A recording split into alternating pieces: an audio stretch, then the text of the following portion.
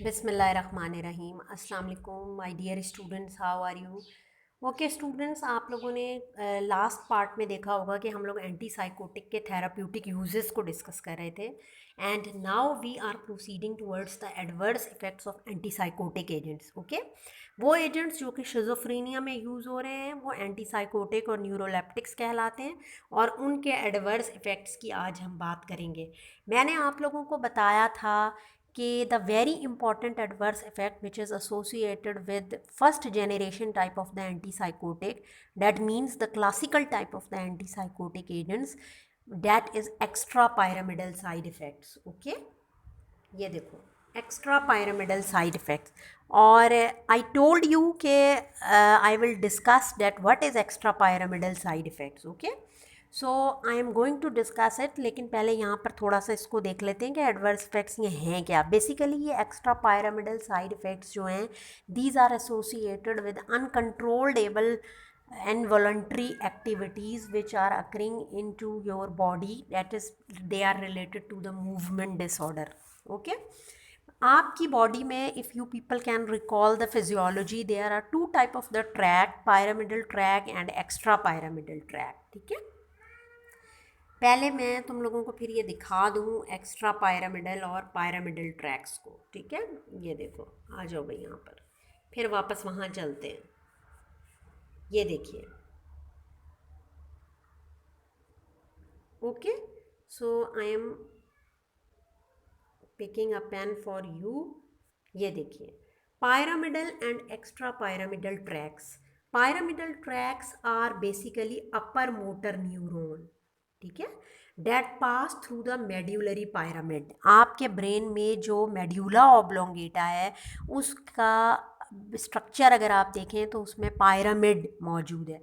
तो ये जो pyramidal ट्रैक्स हैं ये बेसिकली अपर मोटर न्यूरॉन्स को कहा जाता है और ख़ास बात ये है कि ये उस मेड्यूला के पायरामिड में से पास होते हैं, तभी हम इनको pyramidal ट्रैक्स कहते हैं। And they then synapse on to the lower motor neuron in the brain stem and spinal cord. ठीक है, ब्रेन स्टेम में और स्पाइनल कॉर्ड में जाके ये साइनेप्स हो जाते हैं लोअर मोटर न्यूरॉन्स के ऊपर और ये आपकी वॉलंटरी एक्टिविटीज़ को कंट्रोल करते हैं all over the body as well as your face.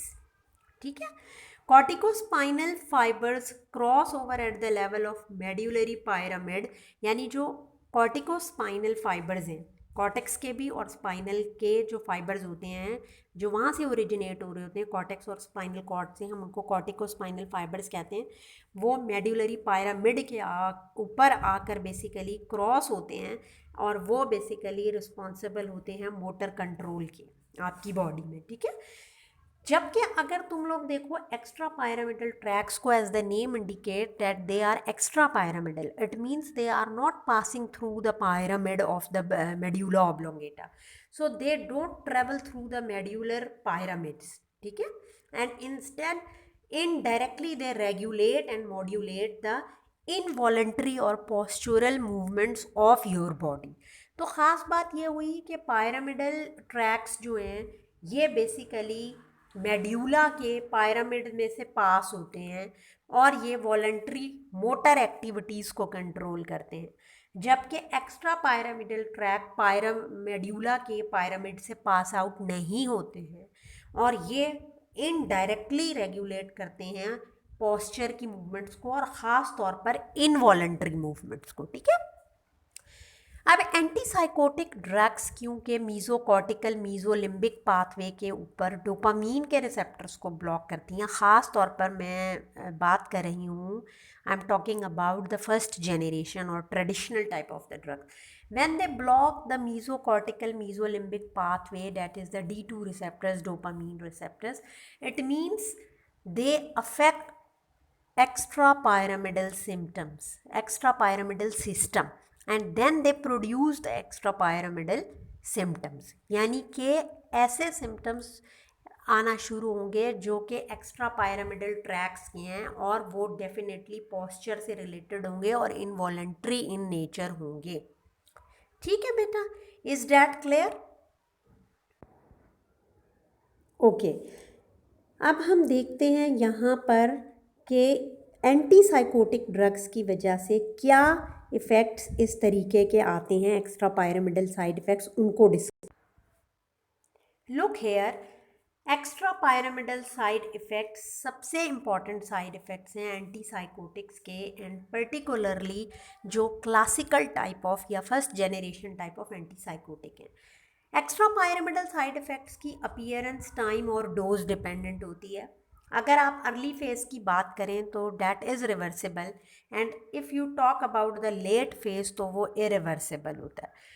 Early phase को फ़ौरन रिपोर्ट करना चाहिए और it can be controlled at this level, but if it is slightly late और it enters into the late phase तो usually it becomes irreversible and then the control is quite difficult. ठीक है, so now we सी के early phase में कौन से extra pyramidal side effects आते हैं। सबसे पहले हम उसको देख लेते हैं। ठीक है, ये देखो, अर्ली फेज़ में सबसे इम्पॉर्टेंट चीज़ आती है dystonia.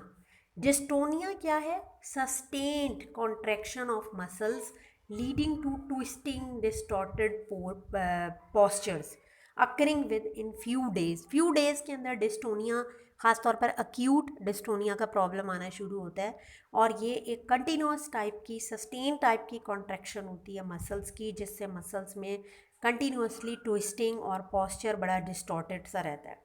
And immediately it is followed by akathisias. Akathisias क्या होते हैं? ये बेसिकली इनएबिलिटी है to remain seated due to motor restlessness. ठीक है, एकथीसिया के अंदर बेसिकली बहुत ही ज़्यादा पेन होता है और कंटिन्यूसली पेशेंट बैठ नहीं सकता, और बहुत ज़्यादा इसमें मोटर रेस्टलेसनेस होती है। ठीक है, मोटर रेस्टलेसनेस होती है। इसका मतलब ये हुआ कि इस तरह के सिम्टम्स आ रहे हैं जो कि इनवॉलेंट्री हैं, पेशेंट के कंट्रोल में नहीं है, पोस्चर से रिलेटेड है और इनवॉलेंट्री मूवमेंट से रिलेटेड है। That is why they are known as extra pyramidal side effects. वो साइड इफ़ेक्ट्स जो कि एक्स्ट्रा पायरामिडल ट्रैक्स के हैं वो आना शुरू हो रहे हैं यहाँ पर, एंड डेफिनेटली रीज़न वही है D2 रिसेप्टर्स का ब्लॉकेट मीज़ोलिम्बिक मीज़ोकॉर्टिकल पाथवे में, क्योंकि वहाँ पर D2 रिसेप्टर्स आपके एक्स्ट्रा पायरामिडल ट्रैक्स में इन्वॉल्व हैं। When they are being block तो फिर इनवॉलेंट्री मूवमेंट्स आना शुरू हो जाती हैं। ठीक है, और आगे तुम लोग ये पार्किंसन डिजीज़ में देखोगे, क्योंकि वहाँ पर इसी का रोल है। यही बात यहाँ लिखी हुई है कि Parkinson symptoms occur a bit later on. ठीक है, अब हम लेट फेज़ की बात करते हैं। लेट फेज़ में सबसे इम्पॉर्टेंट जो एक्स्ट्रा पायरामिडल इफेक्ट आता है वो है tardive dyskinesia. Tardive dyskinesia, TDB कहते हैं।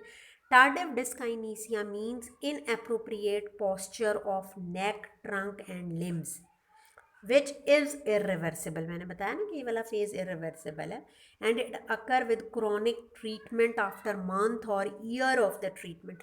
जब मंथ्स या ईयर्स होना शुरू हो जाएं ट्रीटमेंट के तो यूजुअली इस तरह का प्रॉब्लम आता है। ठीक है, टार्डिव डिस्काइनीसिया को मैंने और आगे डिटेल में भी डिस्कस किया है कि ये एक्चुअली बहुत ही इम्पॉर्टेंट एक एडवर्स इफेक्ट है which is associated with classical और first generation type of the antipsychotic agent, और इस कंडीशन में पेशेंट के इन सिम्टम्स को कंट्रोल करना बड़ा मुश्किल हो जाता है। डेट इज़ वाई अगर एक्स्ट्रा पायरामिडल साइड इफ़ेक्ट्स आना शुरू होते हैं तो इमीडिएटली पेशेंट को देखना चाहिए, और उसके लिए जो भी डोजेज को एडजस्टमेंट या इस तरह के काम करने होते हैं उसको इमीडिएटली करना चाहिए। ठीक है, ये क्लियर हो गया बच्चों? तो ये देखो बेटा, टार्डिव डिस्काइनीसिया जिसको हम TD भी लिख सकते हैं, and tardive dyskinesia basically D2 super sensitivity phenomena है।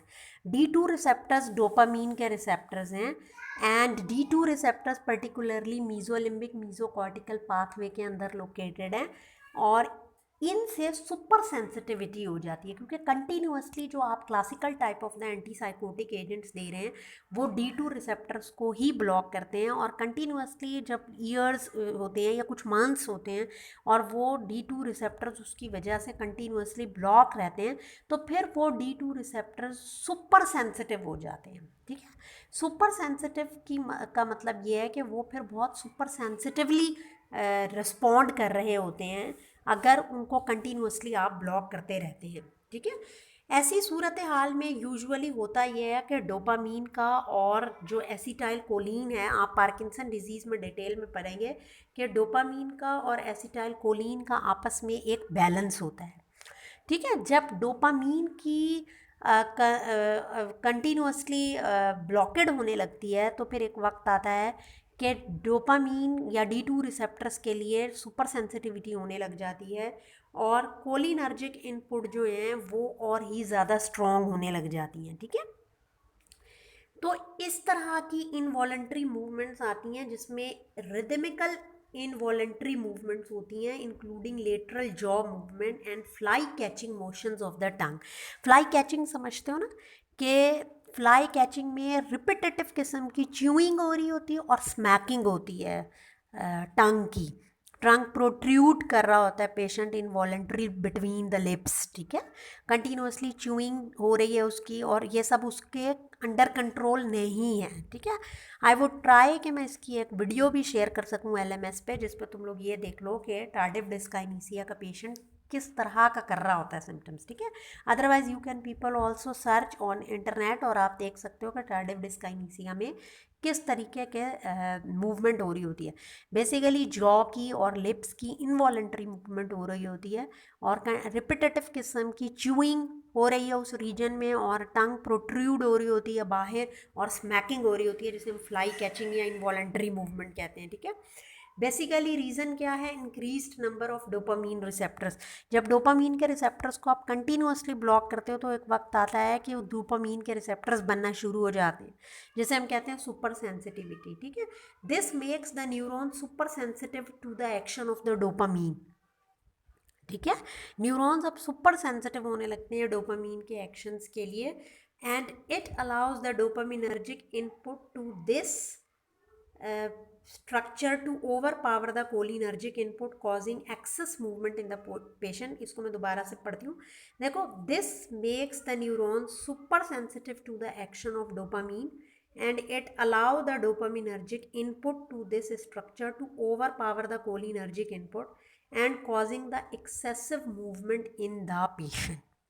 ठीक है, जिसकी वजह से पेशेंट में एक्सेसिव मूवमेंट होना शुरू हो जाती हैं और अगर इस लेवल पर आप एंटी मस्करानिक ड्रग्स दे देंगे तो वो टार्डिव डिस्काइनेसिया की सिवियरिटी को और ज़्यादा बढ़ा देगा। रिमेंबर, तो ऐसे केसेस में हम इस तरह की ड्रग्स जो कि एंटी मस्करानिक हों, एंटी कोलिनर्जिक हों, उनको अवॉइड करते हैं। अदरवाइज़ वो टार्डिव डिस्काइनेसिया जो कि एक ऑलरेडी एक डिफ़िकल्ट सिचुएशन है वो उसको मज़ीद इन्हांस कर देगा। तो be careful in this matter. Okay, तो ये देखो स्टूडेंट्स, यहाँ मैंने डिटेल डाली है टार्डिव डिस्काइनेसिया की, जिसको आप TD भी कहते हैं। This is a late occurring, मैंने बताया था कि लेट फेज में होता है, सिंड्रोम ऑफ एबनॉर्मल मूवमेंट्स। ठीक है, ख़ास तौर पर involuntary movement. It is the most important unwanted effect of antipsychotic drugs. It has been proposed that it is caused by relative cholinergic deficiency। ठीक है, secondary to super sensitivity of dopamine receptor in the caudate putamen. Caudate putamen जो आपका brain का part है उसमें ख़ास तौर पर डोपामीन के रिसेप्टर्स के लिए न्यूरॉन सुपर सेंसिटिव हो जाते हैं और एसिटाइल कोलिन के जो कोलिनर्जिक न्यूरॉन्स हैं उनकी डेफिशिएंसी होने लगती है, क्योंकि मैंने आपको बताया कि आगे तुम लोग पार्किंसंस में देखोगे कि there is a balance between cholinergic neuron and dopamine neuron और ये एक दूसरे को बैलेंस में रखते हैं। ठीक है, एक एक्साइटेटरी है और एक इनहिबिटरी न्यूरॉन्स हैं यहाँ पर। लेकिन इस सूरत हाल में जब डोपामीन के रिसेप्टर ज़्यादा बनना शुरू हो जाते हैं तो इनका जो इनपुट है कोलिनर्जिक की तरफ वो ज़्यादा बढ़ता है और ये उसको बेसिकली इनहिबिट कर रहे होते हैं। तो जब इनका सुपर सेंसिटिविटी की वजह से बार बार कोलिनर्जिक को इनहिबिशन जाएगा तो कोलिनर्जिक डेफिशिएंसी होने लगती है। और आपको पता है कि एसिटाइल कोलिन भी मूवमेंट में इन्वॉल्व है। जो तुम लोगों ने सोमैटिक नर्वस सिस्टम पढ़ा था, आपको याद होगा कि सोमैटिक नर्वस सिस्टम आपकी वॉलंटरी एक्टिविटीज़ को कंट्रोल करता है और वहाँ पर भी आपके निकोटिनिक रिसेप्टर्स हैं न्यूरोमस्कुलर जंक्शन के ऊपर स्केलेटल मसल्स पे और एसिटाइल कोलिन ही वहाँ पर न्यूरोट्रांसमीटर।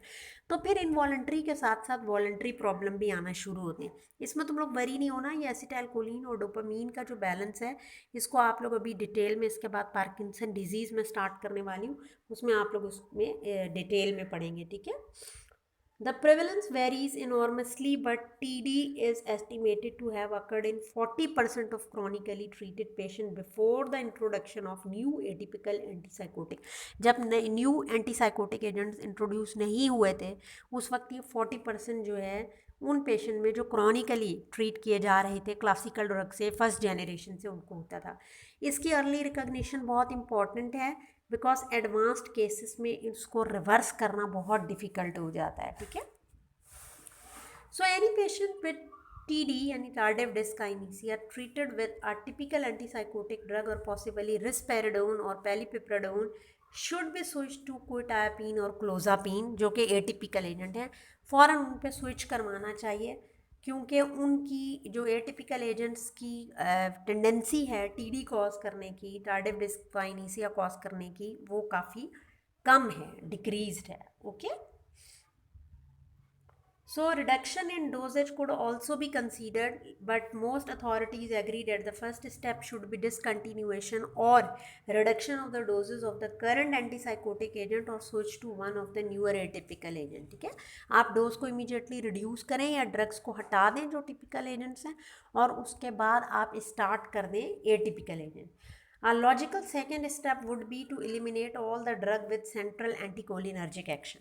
उस वक्त अगर ऐसी ड्रग्स आप दे रहे हैं जो एंटीकोलिनर्जिक एक्शंस दे रही हैं ख़ास तौर पर सेंट्रल, ठीक है ना, उनको भी आपने इमीडिएटली सेकंड आपका स्टेप ये होगा कि आप उसको रिमूव कर देंगे।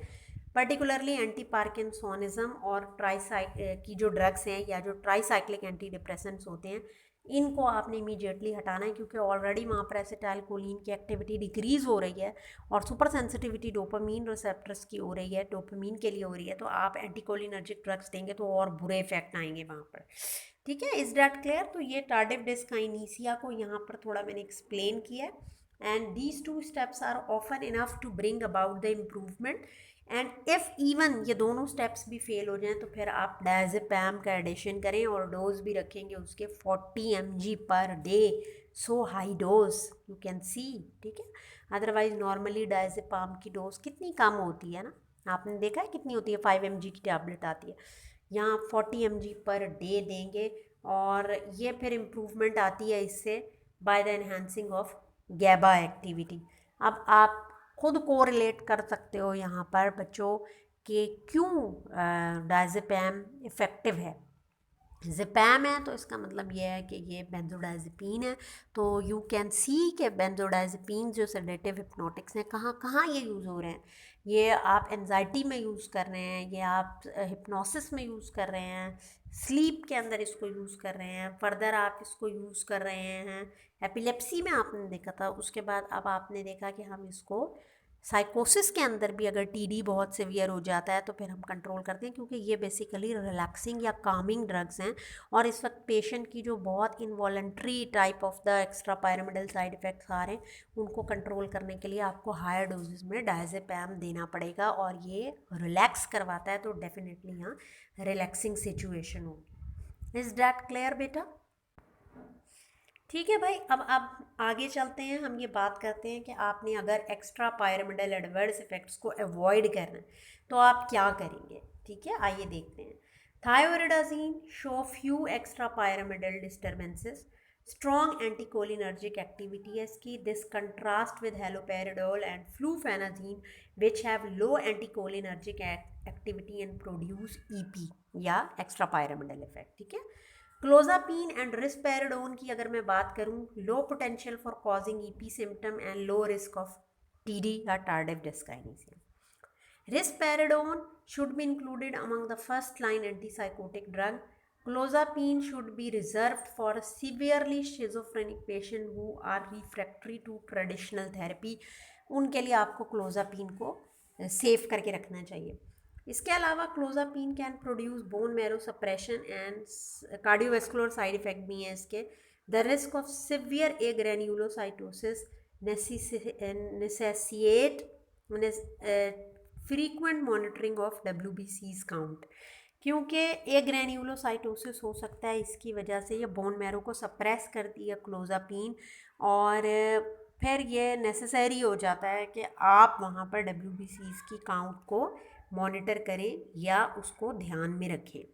ठीक, अब एक बहुत इंपॉर्टेंट चीज़ है और वो है न्यूरोलेप्टिक मेलिग्नेंट सिंड्रोम। ये भी एक साइड इफ़ेक्ट है। Neuroleptic malignant syndrome potentially fatal है। ये बेसिकली फैटल रिएक्शन है न्यूरोलेप्टिक ड्रग को। और होता क्या है इसमें, muscle rigidity, fever, stupor, unstable BP and myoglobinemia. Treatment के लिए आपको डिसकंटिन्यू करना पड़ेगा सबसे पहले न्यूरोलेप्टिक को, और आपको सपोर्टिव थेरेपी देनी पड़ेगी। आप एडमिनिस्टर कर सकते हैं डेंड्रोलिन को, डायजेपैम को, ब्रोमोक्रिप्टीन को। ठीक है, अब इन ड्रग्स की मदद से आप इन सिम्टम्स पे या इस सिंड्रोम के जो सिम्टम्स हैं उनको ओवरकम कर सकते हैं। ठीक है बेटा, तो neuroleptic malignant syndrome is a very risky, or you can say that fatal reaction। इस सूरत में आपको डेफिनेटली स्टॉप करना पड़ेगा एंटीसाइकोटिक एजेंट्स को। इसके अलावा क्या साइड इफ़ेक्ट्स हो सकते हैं, ठीक है, हम एडवर्स इफेक्ट साइड इफ़ेक्ट्स की बात करें। इसके अलावा एंटीसाइकोटिक एजेंट्स के क्या एडवर्स इफेक्ट या साइड इफ़ेक्ट हो सकते हैं, आप देखिए। एंटीकोलिनर्जिक एक्शन, मैंने आपको बताया था कि ये ड्रग्स कोलिनर्जिक रिसेप्टर्स को भी ब्लॉक करती हैं। तो डेफिनेटली अगर आप कोलिनर्जिक रिसेप्टर ब्लॉक करें तो dry mouth, urinary retention, constipation, loss of accommodation. ठीक है, और अगर आप सीक्वेंस देखें तो थायोरिडाजीन, क्लोजापिन और हेलोपेरिडोल ये हाई टू लेस की तरफ जा रहा है। ठीक है, यानी सबसे ज़्यादा एंटीकोलिनर्जिक इफेक्ट आपको थायोरिडाजीन में मिलेगा, फिर आपको क्लोजापिन में मिलेगा, और सबसे कम आपको हेलोपेरिडोल में मिलेगा। ठीक है, हेलोपेरिडोल के दूसरे इफेक्ट ज़्यादा है, एंटीकोलिनर्जिक कम है। एंटी एड्रिनर्जिक ड्रग्स, आप पता है कि ये डेफिनेटली अल्फा रिसेप्टर को ब्लॉक करेंगी तो बीपी लो करती हैं, लेकिन ऑर्थोस्टैटिक हाइपोटेंशन भी करती हैं। और फिनोथायाजीन इसकी एग्जांपल्स हैं। फिनोथायाजीन जो आपने केमिकल क्लासिफिकेशन में पढ़ा था, उन ड्रग्स का यही प्रॉब्लम है। एंडोक्राइन ऑल्ट्रेशन हो सकती है, क्योंकि जो न्यूरोलेप्टिक्स हैं ये हाइपोथैलेमस को डिप्रेस कर सकते हैं, और आपको पता है कि ये D2 रिसेप्टर्स को ब्लॉक करते हैं, और D2 रिसेप्टर जो है वो प्रोलैक्टिन की सिक्रीशन को इनहिबिट करते हैं। तो जब इनहिबिशन नहीं होगी तो हाइपर प्रोलैक्टिनीमिया भी हो सकता है, और इसके अलावा एमिनोरिया, गैलेक्टोरिया, इनफर्टिलिटी और इम्पोटेंस के प्रॉब्लम भी आ सकते हैं। ठीक है, आगे आप देखिए, वेट गेन और हाइपरग्लाइसीमिया हो सकता है। ये आमतौर पर जो टिपिकल या सेकंड जनरेशन एंटीसाइकोटिक्स हैं, ये वाला प्रॉब्लम यूजुअली उनसे आता है। और ये वही वाली बात, क्लोजापिन और ओलेंजापिन वगैरह के साथ इस तरह का इशू आता है। और ये क्यों है, क्योंकि सेरोटोनर्जिक रिसेप्टर्स जब ब्लॉक होते हैं तो वो डायबिटोजेनिक बनते हैं, क्योंकि उनकी जो ब्लॉकेड है वो डायबिटीज़ को प्रेसिपिटेट करती है या एक्सटेंड करती है hyper secretion of the glucose को। तो अगर आप उसको कंटिन्यूसली ब्लॉक कर रहे हैं तो ग्लूकोज की प्रॉपर रेगुलेशन नहीं होती, और पेशेंट डायबिटीज़ की तरफ जा सकता है, और डायबिटीज़ भी डेवलप कर सकता है। और डेफिनेटली जब ग्लूकोज के लेवल्स बढ़ेंगे तो वेट गेन एक प्रॉब्लम है जो कि मेटाबॉलिक डिसऑर्डर या प्रॉब्लम के साथ एसोसिएटेड है। ओके, आप क्या क्वेश्चंस कर सकते हैं? acute agitation accompanying withdrawal from alcohol or other drug may aggravate by the neuroleptic। ठीक है, यानी अगर अल्कोहल को आपने विड्रॉ किया है या कोई दूसरी ड्रग्स इस तरह की दे रहे हैं जो एक्यूट एजिटेशन करते हैं, तो उससे ये वाले सिम्टम्स जो अभी तक हमने न्यूरोलेप्टिक के डिस्कस किए हैं ये एग्रावेट हो सकते हैं। इस सूरत में भी ट्रीटमेंट आपका बेंजोडाइजेपीन है। क्लोरप्रोमाजीन और क्लोजापीन कॉन्ट्राइंडिकेटेड हैं in patient with seizure disorder में, because these drugs can low the seizure threshold. Seizure threshold समझते हो? सीजर थ्रेशोल्ड का मतलब बेटा ये होता है कि एक वो लेवल जिस पर सीजर बिगिन होना शुरू हो जाते हैं।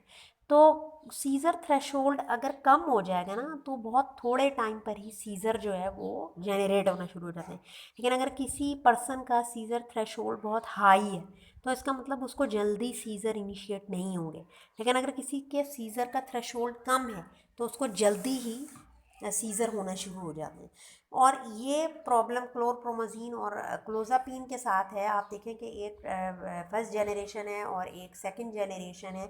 ये दोनों ड्रग्स जो है ये थ्रेशोल्ड के सीज़र थ्रेशोल्ड को लो कर देती हैं और इसीलिए ये कॉन्ट्राइंडिकेटेड है सीज़र डिसऑर्डर्स में।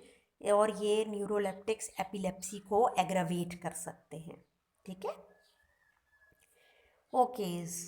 अब ये देखिए मेंटेनेंस ट्रीटमेंट क्या करते हैं हम। Patient who have had 2 or more psychotic episode secondary to schizophrenia should receive maintenance therapy for at least 5 years। ठीक है, यानी शिजोफ्रेनिया के साथ साथ किसी को 2 या 2 से ज़्यादा साइकोटिक एपिसोड्स आ रही हों किसी भी तरह की, वो बाइपोलर भी हो सकती हैं, मेनिया भी हो सकता है, फिर आपने उस पेशेंट को मेंटेनेंस थेरेपी पे लेके जाना है और वो भी एटलीस्ट 5 years। ज़्यादा हो सकता है लेकिन मिनिमम 5 year है। Low doses of antipsychotic drugs are not as effective as high doses maintenance therapy in preventing the relapse.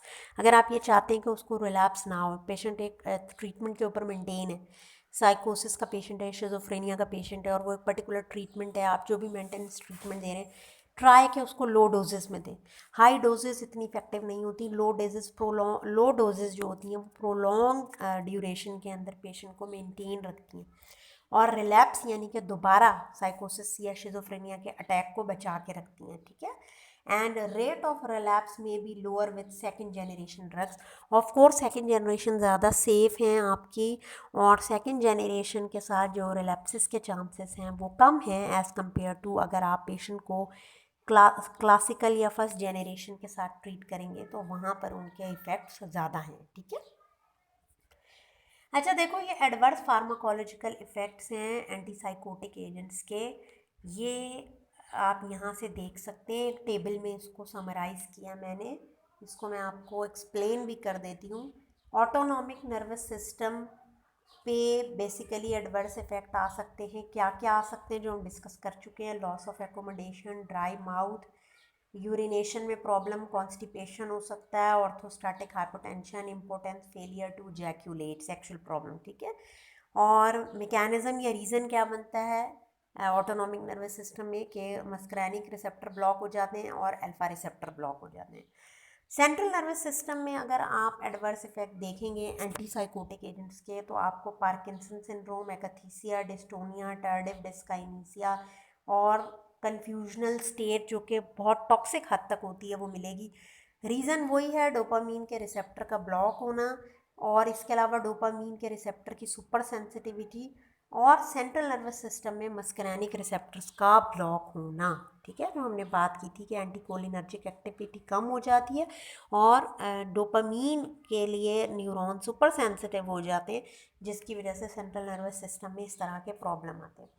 Endocrine system पर एडवर्स इफेक्ट आ सकते हैं और उसमें एमिनोरिया, गैलेक्टोरिया, इनफर्टिलिटी, इम्पोर्टेंस।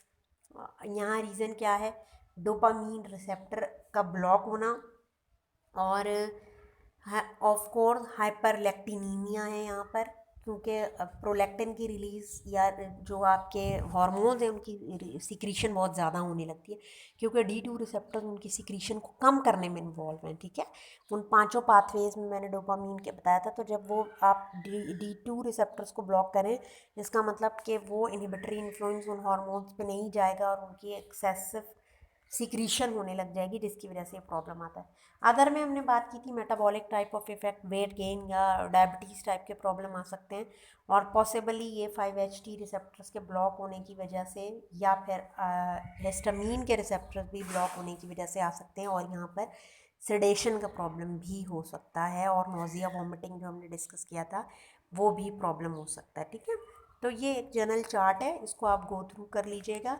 और ये आपका टॉपिक एंटीसाइकोटिक एजेंट्स का यहाँ पर आज फिनिश होता है। आप देख लीजिए बच्चों, उनको गो थ्रू कर लें, कैटजन से ज़रूर पढ़ लें। कैटजन के एंड पर कुछ इम्पॉर्टेंट बातें डिस्कस की हुई हैं, ये एक्स्ट्रा पायरामिडल साइड इफ़ेक्ट्स के हवाले से या टेरेटोजेनिसिटी के हवाले से, उसको भी आप वहाँ से पढ़ लीजिएगा। और इन केस कोई भी प्रॉब्लम हो तो you are always welcome for any type of the question at any time. Okay, till then take care and Allah Hafiz बच्चों।